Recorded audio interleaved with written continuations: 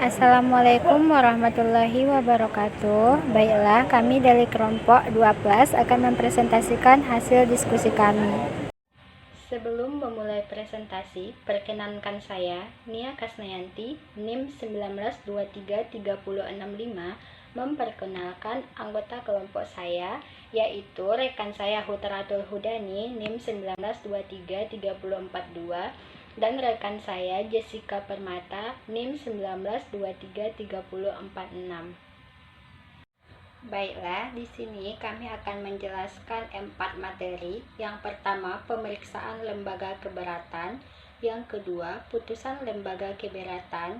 Yang ketiga, pemeriksaan pengadilan pajak. Dan yang keempat, putusan pengadilan pajak.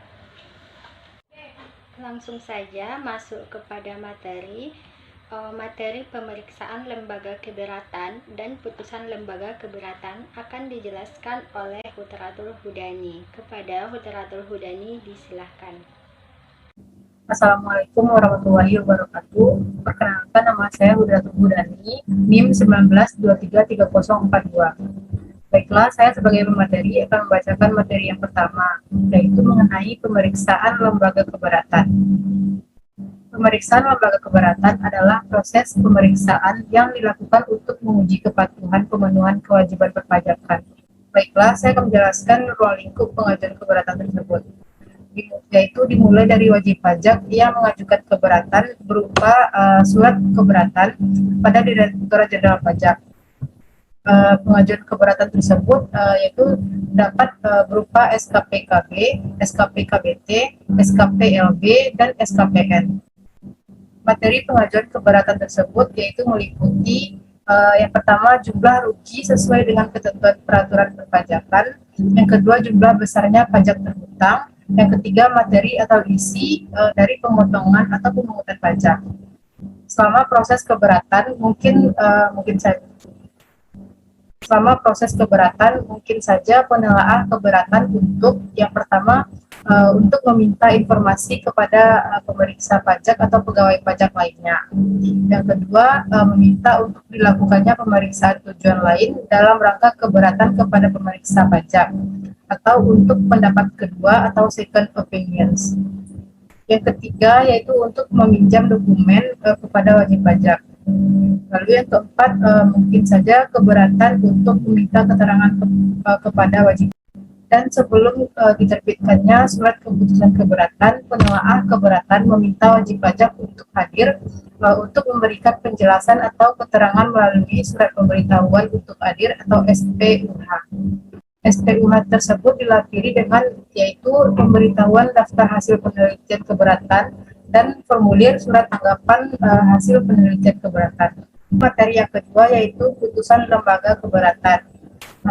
Keputusan atas surat keberatan dapat berupa yang pertama menerima seluruhnya atau sebagian, yang kedua yaitu menolak, yang ketiga menambah besarnya jumlah pajak yang terhutang. Baiklah, sekian materi dari saya kembalikan kepada moderator. Terima kasih kepada Hutratul Hudani.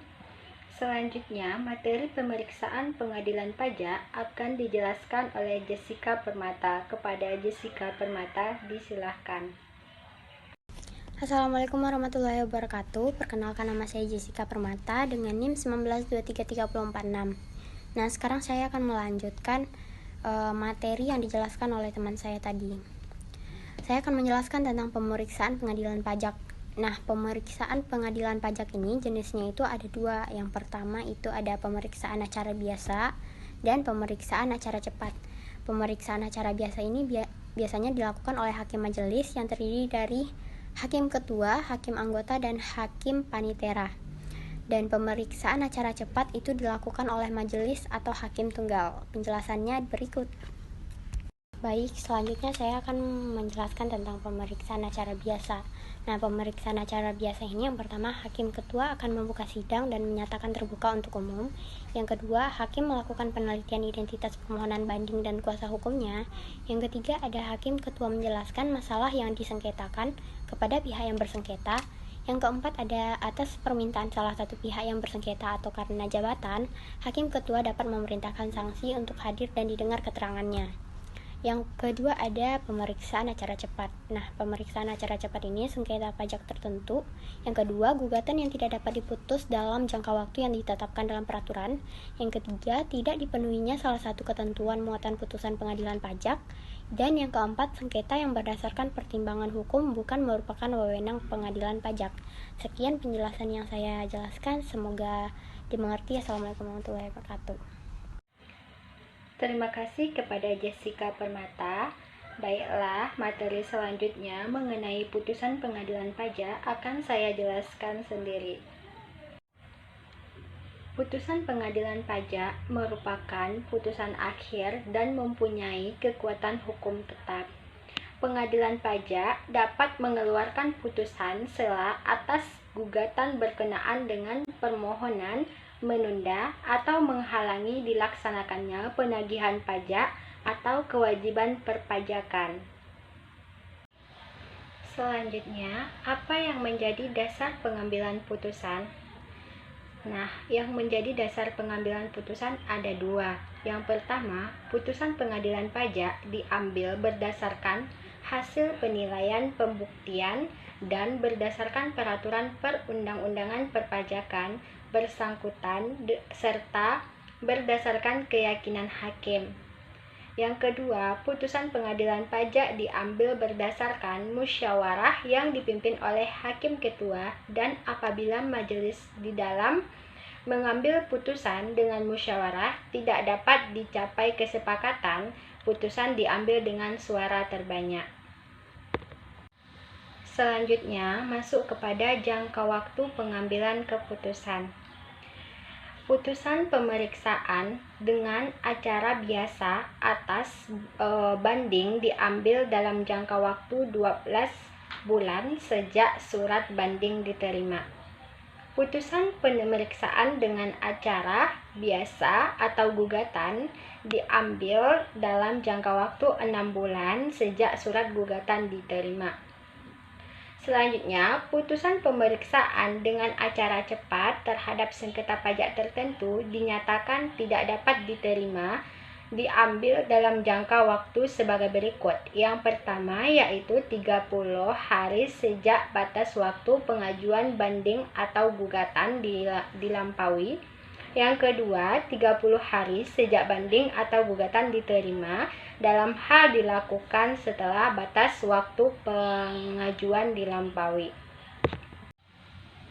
Di sini saya memaparkan hal-hal yang perlu diketahui dalam putusan pengadilan pajak. Nah, putusan pengadilan pajak merupakan putusan akhir dan mempunyai kekuatan hukum tetap.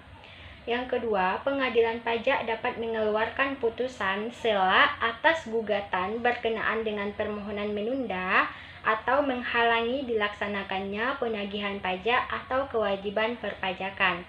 Yang ketiga, pihak-pihak yang bersengketa dapat mengajukan peninjauan kembali atas putusan pengadilan pajak kepada Mahkamah Agung. Dan yang keempat, yaitu putusan pengadilan pajak harus diucapkan dalam sidang terbuka untuk umum. Nah, itulah tadi hal-hal yang perlu kita ketahui mengenai putusan pengadilan pajak. Baiklah, sekian hasil diskusi kami dari kelompok 12. Apabila ada kesalahan, mohon maaf. Saya akhiri, wabillahi taufiq wal hidayah. Wassalamualaikum warahmatullahi wabarakatuh.